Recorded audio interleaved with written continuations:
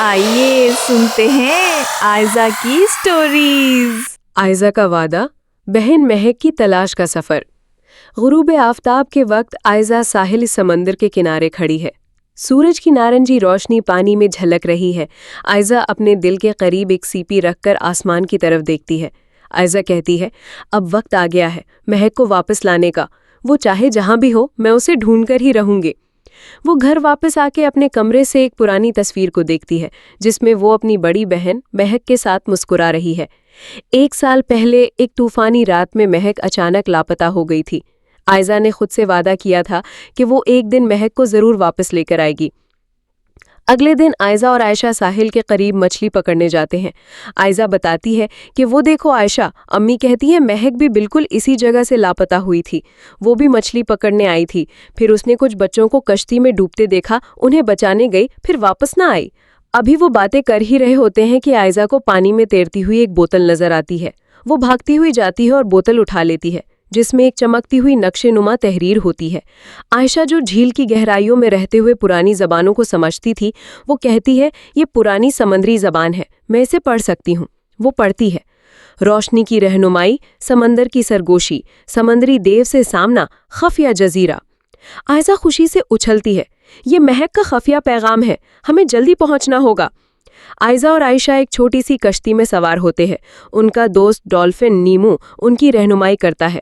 वो नक्शे की सिमत रवाना होते हैं। समंदर में चमकते जेली फिश, बुलंद लहरें और जादुई रोशनियों का सामना करते हैं। वो एक लंबा और तकलीफों से भरा समंदरी सफर तय करते हैं। वो समंदर की गहराइयों में जा पहुंचते हैं, जहां से वापस लौटना नामुमकिन लग रहा था, लेकिन वो हिम्मत नहीं हारते और आगे बढ़ते चले जाते हैं। फिर अचानक से नीमू अपनी पूंछ से खतरे का सिग्नल देता है और पानी के अंदर चला जाता है। वो अभी खतरे के बारे में सोच ही रहे होते हैं कि अचानक उनके सामने एक रूह मिस्त्रला उनका रास्ता रोक लेती है और पूछती है, तुम लोग कहाँ से आए हो और क्यों आए हो? आयजा बिना घबराए जवाब देती है कि वो अपने बहन महक को ढूंढने आए हैं। वो कई सालों से लापता है। सामने एक रूह मिस्त्रला कहती है, यहाँ से आगे सिर्फ वो जा सकता है जो नेक दिल हो, जिसने कभी झूठ न बोला हो। आयशा कहती हैं, हम अल्लाह पर ईमान रखने वाले हैं, हम झूठ नहीं बोला करते। रूह मिस्त्रला कहती है, अगर वाकई तुम लोग नेक हैं तो मेरे सवालों का जवाब दो। अगर तुम्हारे जवाब दुरुस्त हुए तो मैं तुम्हें इस जजीरे का पता बता दूंगी। आयशा पर मिस्त्रला का जादू असर करने लगता है। मिस्त्रला उसे अपनी बेटी बनाना चाहती है, इसलिए वो दोनों से मुश्किल सवाल करती है और कहती है, सच्चाई और खुलूस से जवाब देने पर ही वो आगे जा सकते हैं। जब आयशा हिचकिचाती है तो आयजा बहादुरी से उसकी जगह जवाब देती है। मिस्त्रला मुतासिर होकर उन्हें आगे जाने का रास्ता बता देती है और एक चमकता हुआ कुतुबनुमा देती है।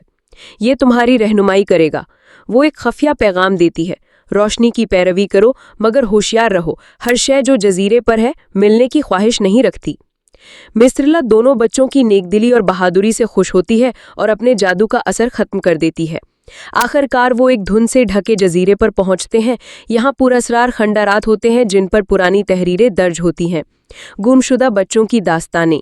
अचानक से साया जैसी समंदरी मखलूक उनके गिर्द जमा हो जाती हैं। शैतानी जादू दोनों बच्चों को बुत में बदलने की कोशिश करती है। वो अदासी और खौफ में डबोने लगती है। आयजा बहादुरी से महक की बचपन की गाई हुई लोरी गाने लगती है, जिससे जादू कमजोर हो जाता है। मिस्त्रला का दिया हुआ कुतुबनुमा उन्हें एक चमकती हुई गार में ले जाता है, जहां क्रिस्टल की दीवारें माजी के मंजर दिखाती हैं। एक क्रिस्टल में आयजा महक को देखती है, वक्त की कैद में एक मोती की जादुई रोशनी के अंदर। पता चलता है कि महक ने दूसरे बच्चों को जजीरे के जिन से बचाते हुए खुद को कुर्बान कर दिया था और कैद हो गई थी। महक को आज़ाद करने के लिए आयजा को कुतुबनुमा कुर्बान करना होगा और जजीरे का मुहाफिज टेम्पेस्टिरोस का सामना करना होगा। टेम्पेस्टिरोस गुस्से और तूफानी आवाज में ललकारता हुआ वहां सामने आता है, मगर आयजा और आयशा मिस्त्रला के बताए होते तरीके से कुतुबनुमा की रोशनी निकालते हैं। रोशनी पड़ते ही जजीरे का हैवान पिघलने लगता है। वो दोनों बहादुरी से मुकाबला करती हैं। टेम्पेस्टिरोस तेज चमकती रोशनी से बेहोश हो जाता है और आयशा भागकर मोती तोड़ देती है। जजीरे की कैद खत्म हो जाती है और महक आज़ाद होकर आयजा से लिपट जाती है। जजीरा आहिस्ता आहिस्ता गायब होने लगता है। नीमू उन्हें वापस लाने के लिए पूंछ हिलाता है। महक घर वापस आ चुकी है। माँ बाप की आंखों में खुशी के आंसू हैं। पूरे गांव में जश्न का समा होता है। आयशा की कैमरा की तरफ बात, जब वादा दिल से किया जाए तो कायनात भी मदद करती है। चारों बच्चे साहिल पर सूरज की चमकती रोशनी में खड़े हैं। आयजा मुस्कुराकर, क्या आप मजीद जादुई कहानियां चाहते हैं? समीर शरारत से, तो फिर सब मिलकर तो लाइक करें, शेयर करें और सब्सक्राइब करना मत भूलें। अगली बार तूफानी आईना, आसमानी मंदिर का राज।